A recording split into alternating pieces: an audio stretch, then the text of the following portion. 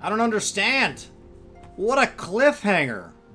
Oh my god, can you imagine coming off that and having like 3.5 months until you could do more? That's awful. Why would they do that?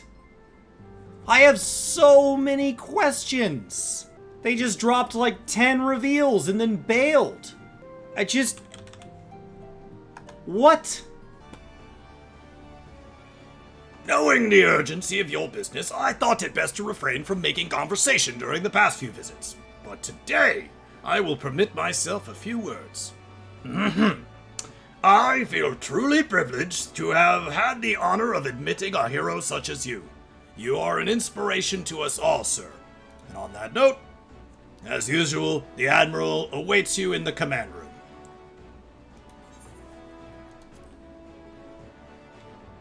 There we go. I think we just got gushed over by the elevator man. He's impressed with our prowess. We Lominsons are sworn to strive, till sea swallows all. And swallow all it would have, had Leviathan prevailed. That we still strive now, we owe in no small part to you. Not for the first time, you have delivered Limsa Lominsa from the wrath of a primal. Never has our nation known a stouter ally. On behalf of my people, I give you my humblest thanks.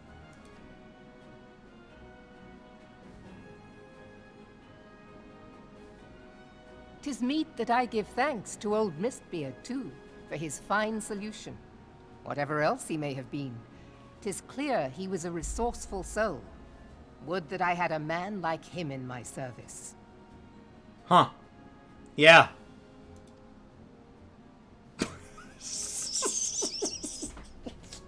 Before I set foot in these lands, I had no inkling that the people of Eorzea contended with such mighty foes. Suffice it to say, their existence came as something of a shock, as did the idea that they could be defeated. This experience has served to remind me of the vastness of the world, and the boundless potential of man. Take your hat off. Though I am but a refugee in this realm, I would fain be of use to you in your fight. Know that I am tutored in one of the foremost combat arts of the Far East. It may seem outlandish to the Eorzean eye, but should any of your people care to learn, I would be pleased to initiate them. Wait, do you teach me Rogue? And I will see to it that they are grateful. I have no doubt that your knowledge and skills will serve us well. I'm not doing Rogue until after 2.3, because that's when it was added to the game. Besides, your art is not so outlandish as you think. Would you not agree, Master Thancred? Naught escapes your searching eye, Admiral. His eyes were so wide. Few are privy to this information, but Limsa Lominsa is home to a certain secret fraternity. Its members are trained in a form of combat not unlike your own. By my judgment, it should not be beyond such individuals to adapt to the techniques I witnessed you employing with such admirable deftness. I am heartened to hear this. I too noted a kinship between your style and mine own, though it seemed to me that you fought differently in the beginning. Yeah. I suppose I did. What can I say? I'm a man of many talents. Though you may labor to believe it, Thancred was once something of a scoundrel who fraternized with the criminal class in these parts. Yestola! You jest, of course. But for a chance encounter with Alphino's grandsire, he might never have left Limsa Lominsa, or received an education in Sharlayan, or taken up his post in Uldar, which is where he trained in the blade, lest you wonder. Minfilia, please! It would seem there is more to you than meets the eye, Master Thancred. Lady Yugiri, I am told that you and yours came to Eorzea seeking permanent resettlement, and that many domins have since been engaged as frontier hands at Revenant's Toll. Moderna is many things, but a place of refuge it is not. Know that I would like nothing better than to furnish your people with a new home here on Lominsan soil. Alas, racked by instability as we are, our nation is in no fit state to take you in. Yet I'll not have it said that we turned a blind eye to your suffering. Until such time as we can do more, I pledge to send provisions. We are in your debt, Admiral.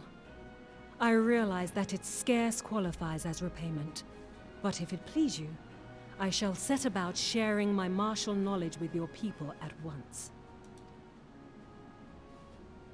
In like 4 months, though, right? With 2.3? Not like right now.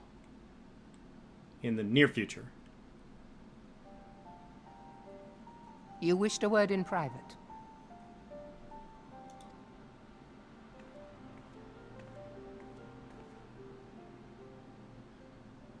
The better not to spoil the festive mood. History repeats itself, Admiral. As the kobolds did before them, the Sahagin resorted to summoning their god over a territorial feud. They acted in self-preservation. It may be that the Sahagin initiated this particular clash, but how it begins does not interest me so much as how it ends.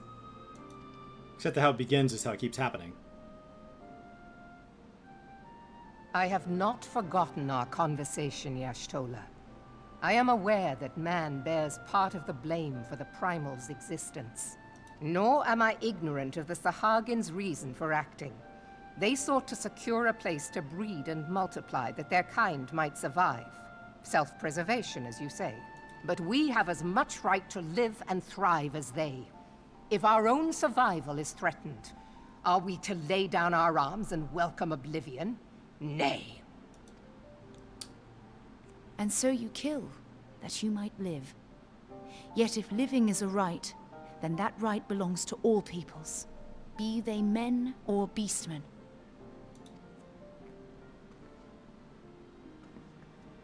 I'll not deny your reasoning. But when a storm gathers, it falls to me to see my people safely through it. That is my duty, and I shall do it. No one doubts you. As must we all, Admiral. Stay the course, then. But know that it will lead to no good end.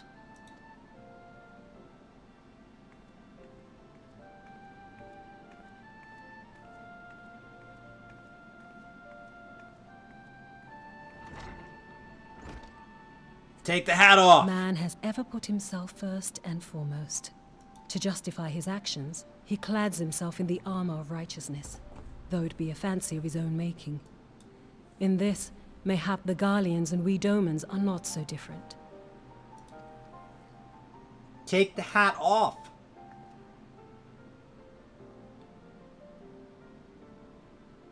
Eorzea has become as a raging sea.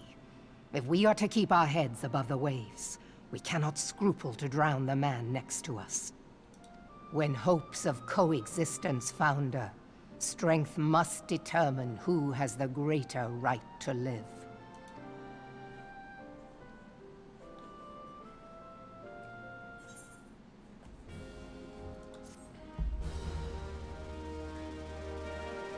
All right.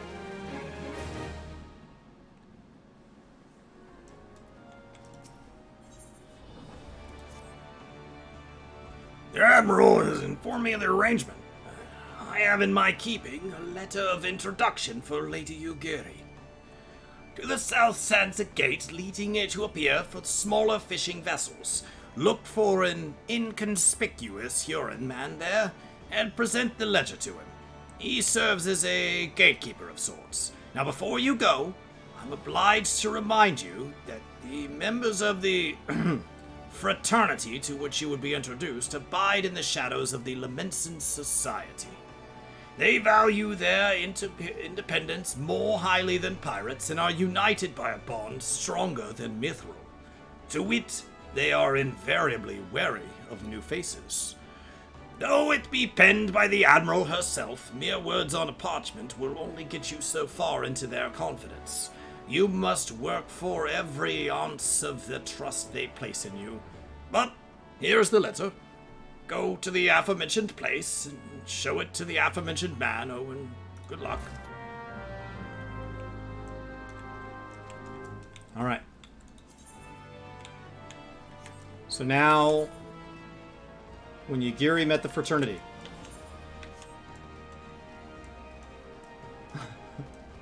I just take the hat off. I assume this is Rogue, right? Yeah. Are you upstairs, really?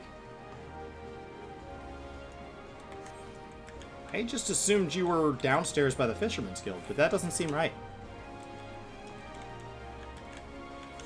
Alright. You might be.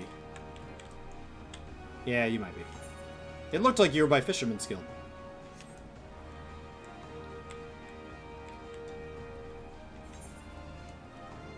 I don't know. Yeah, I don't really know if this saved time. Okay. Yeah, so stealthy. You got business with me, Ventura? Yeah. I got this letter. So, you're the man Admiral sent word of. I was hoping I might catch a glimpse of Thancred, too. Been a while since I saw his shiny grin. With all those doe-eyed wenches about. Expect he's got his hands full. Yeah. Probably. Ah, and you must be the Far Easterner that Merweb says wants to train with us. Welcome to Limsey, lady. I'm Yagori of Doma. 'Tis an honor to meet your acquaintance. I must confess, when I first learned of your organization, I had certain preconceptions as to the nature of your membership. It would seem I was mistaken. You're not the first person to say that, lass. Limsa's a city of pirates, to be sure. And pirates don't give two farts about keeping a spotless reputation. They hardly need a secret society to do their dirty work. Might be as my people and I keep to the shadows, but we got nothing to be ashamed of. Simply better for business that we remain unseen. That's why I stand out here in the daylight. And so you have developed fighting techniques suited to this purpose? I see. Know that practitioners of my art, too, are denizens of shadow. 'Tis stealth that our strength lies. There is much we might learn from one another, I think. Then what the seven hells are we waiting for? You come with us, you geary or do what's it, we can get acquainted in more private surrounds. That didn't come out right, did it? Master Meteor, I shall remain with these people for a time, that I might study their ways. Though I am loath to be separated from my countrymen, I take solace in the knowledge that they are in the best of hands. You have been a true friend of us Domans. No words would suffice to express my gratitude. Ere long, I hope to begin imparting my martial knowledge to the people of Eorzea. When that time comes, it would be my honor to welcome you as a student. Sounds good. Probably like Wednesday or Thursday of this week, maybe. Assuming you have an involvement in Ninja.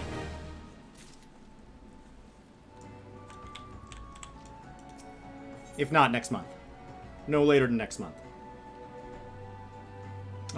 Through the Maelstrom. This is the one we're looking for. 6.2. Much and more has occurred since first I beheld Eorzea from the galleon's deck. Suffice it to say, I did not envisage being invited to play a part in your noble struggle. But forgive me, I have kept you overlong. Doubtless you have been pressing business of your own. Rest assured that I no longer require an escort in this land. When next you meet Lady Minfilia, pray relay to her my humblest thanks. Would that I could do so in person, but I must needs fulfill my promise to the Admiral. Till we meet again, Warrior of Light. Alright. Oh, did I say 6.2? 2.2! 2.2! Sorry. I keep mixing them up. Tomorrow's 6.15. Time is weird.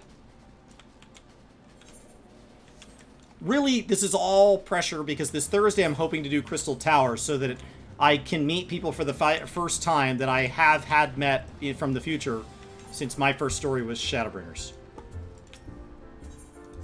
And Shadowbringers, they were like, hey, you remember me, right? And I was like, no. And they were like, cool, we're old friends. Oh, okay.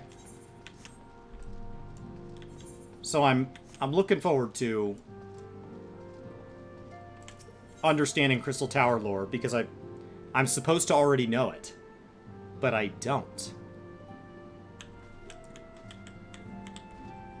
Did you bring your whole desk here? All right.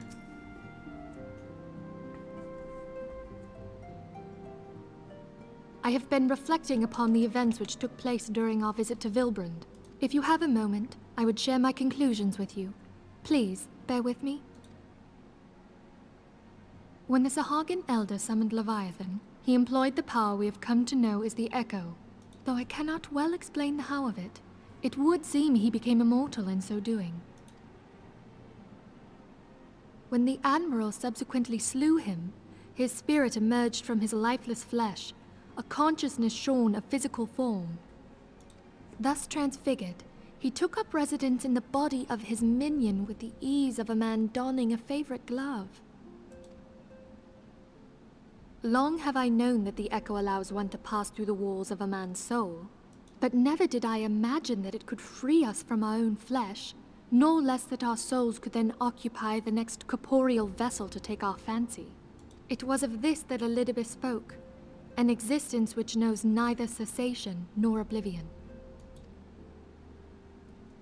And yet, though the Sahagin had mastered his gift and thereby become immortal, he was by no means invulnerable. As we both bore witness, he was ultimately absorbed into Leviathan. And the import of this observation? If the Ascians' mode of existence is indeed the same, it can be inferred that they too are not invulnerable, that they can be destroyed.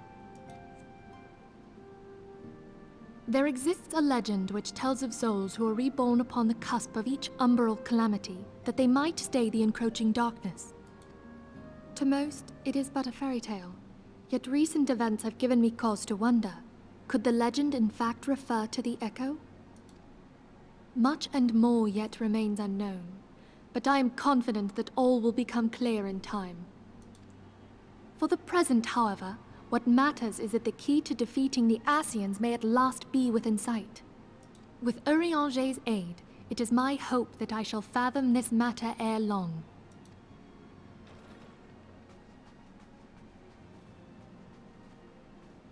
Oh, I was just about to send for you, my friend. Is aught amiss?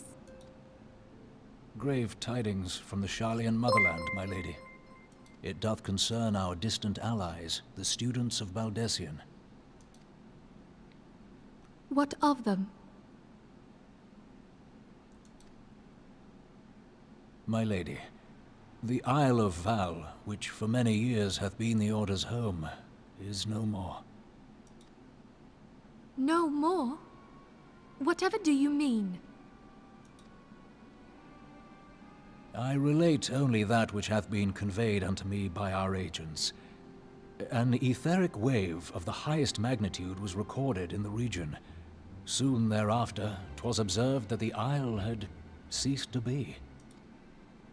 'Tis postulated that a magic was evoked, like in power to Ultima. 12 preserve. What? What?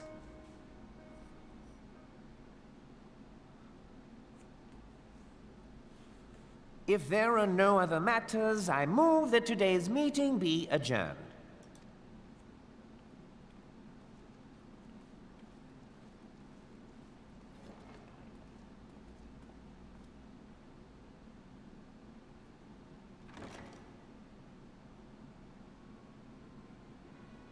What you doing, bud?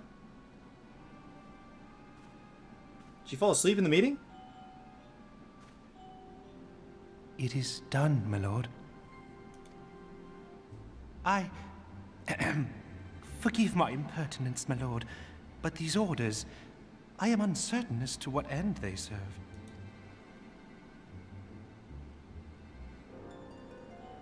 Revolution.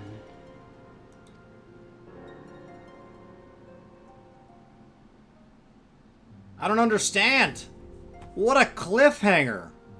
Oh my god, can you imagine coming off that and having like 3.5 months until you could do more? That's awful.